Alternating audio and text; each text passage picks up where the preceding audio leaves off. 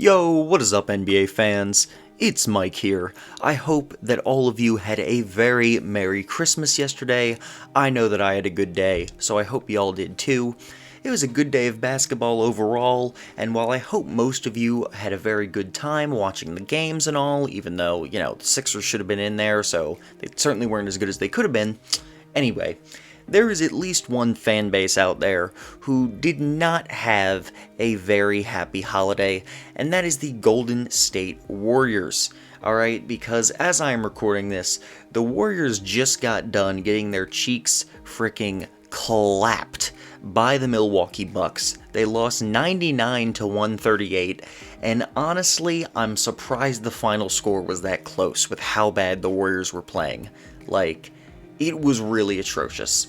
Now, after the first game against the Brooklyn Nets, I said to myself and to everyone who would listen that, it's too early, it's just one game, you can't start judging the Warriors yet.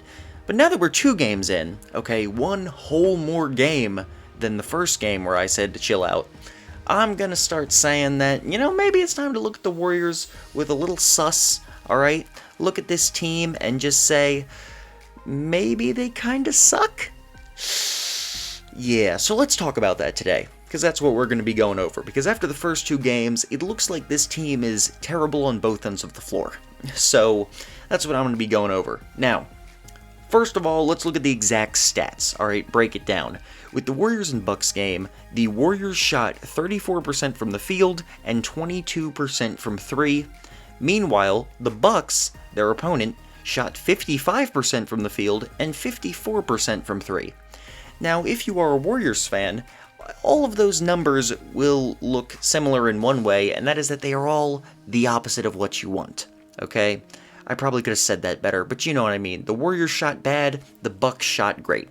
Looking at the Nets game, it's not as terrible, but it's pretty similar. Warriors shot 37% and 30%, and the Nets shot 46% and 43%. Again, Warriors shot very badly, the Nets shot very well. And what this basically means is, and anyone who watches the game knows this, the Warriors are terrible on offense and cannot hit the backside of a barn door. They look like Paul George and Danny Green's baby in the playoffs right now, for real. They do not look good, they can't hit anything. Meanwhile, they also don't play any defense whatsoever. They're letting their opponents just have their way. That's not great, okay? That's not a great thing. And not only do these shooting splits are bad for the whole team, but they're especially, and I'm sure we're all going to be hearing it in the media today, they are especially casting doubtful eyes at the man Steph Curry. Because all offseason, everybody's been saying Steph Curry is going to carry this team without without Clay and Kevin Durant. He's going to carry them to the playoffs. He's going to come back. He's going to be, an MVP contender. And he has not exactly been amazing. He was decent against the Nets. He had 20 points, 10 assists. He was shooting all right. This game against the Bucks, even he didn't look good. 19 points, 6 assists. He wasn't even shooting that amazing. He had an air ball early on. By no means a terrible performance for an NBA player, but for Steph Curry, we just expect a little bit more. Especially in big games like this against good teams, you just really want to see him step up, and we just haven't seen that. That's not what we see. What we see is Steph Curry lowering himself to the level of the rest of his team. So, with all of that very long, explanatory intro out of the way, I gotta ask the big questions, alright? And there's 2 of them, the 2 main ones, they're very similar.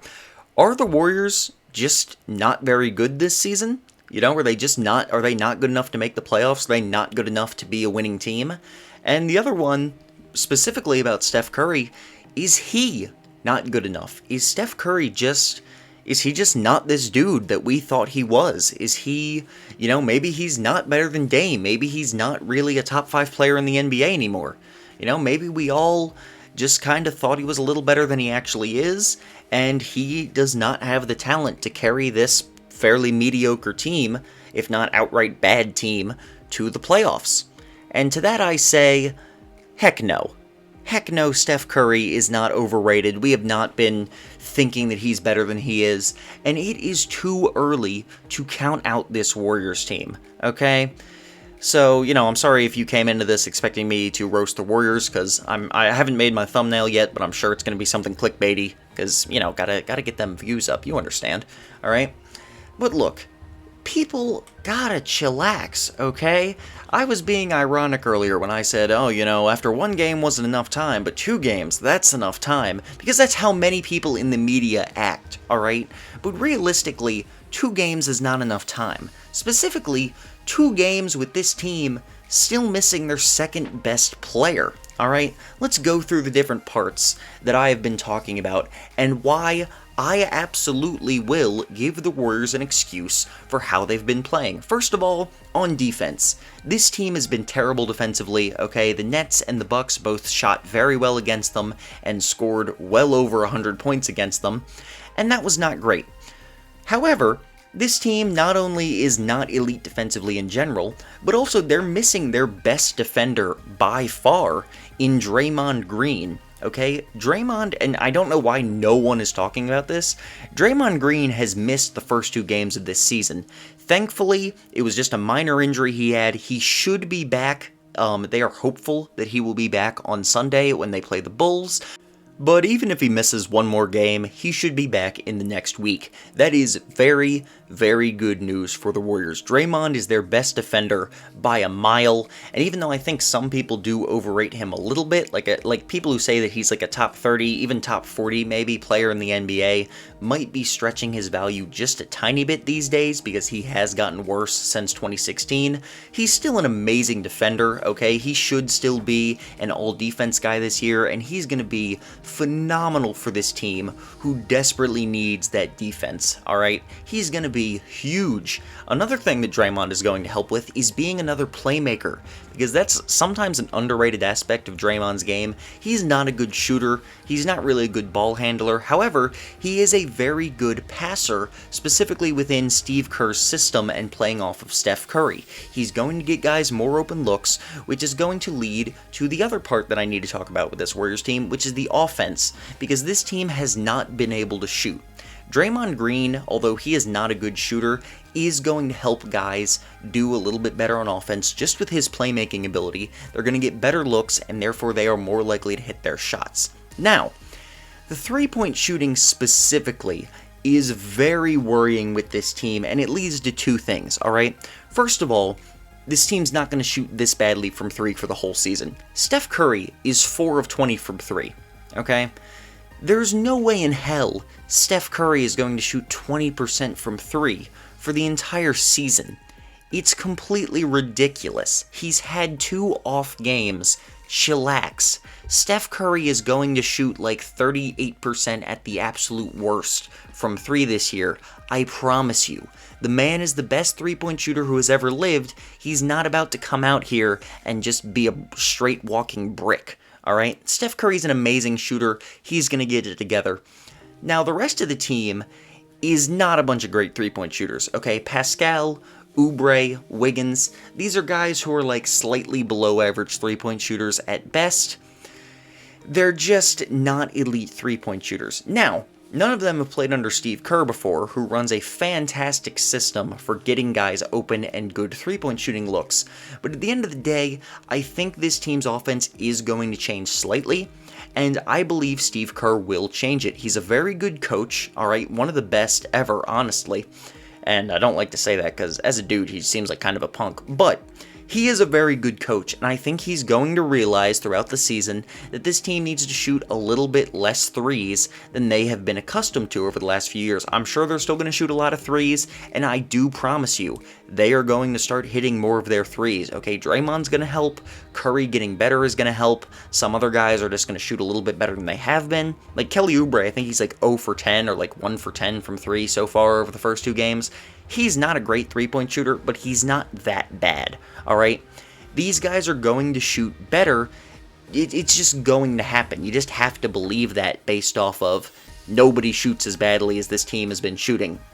Alright, they're not that completely lacking in the shooting department. So, the defense, while it's definitely not going to be elite this season, is going to improve with Draymond Green, and improve significantly, I believe, because he is one of the most impactful defenders in the league. The shooting is going to get better, okay? This probably isn't going to be an elite three-point shooting team, but again, I really think that under Steve Kerr and with Steph Curry stepping up and Draymond Green coming back and being a good playmaker, this team could shoot about league average this year. And with this improved shooting, their offense as a whole is going to improve. Now, the last big thing we got to talk about is Steph Curry. Is Steph Curry legit? Can he be the best player on this team to lead them to the playoffs? Yes, he freaking can, okay?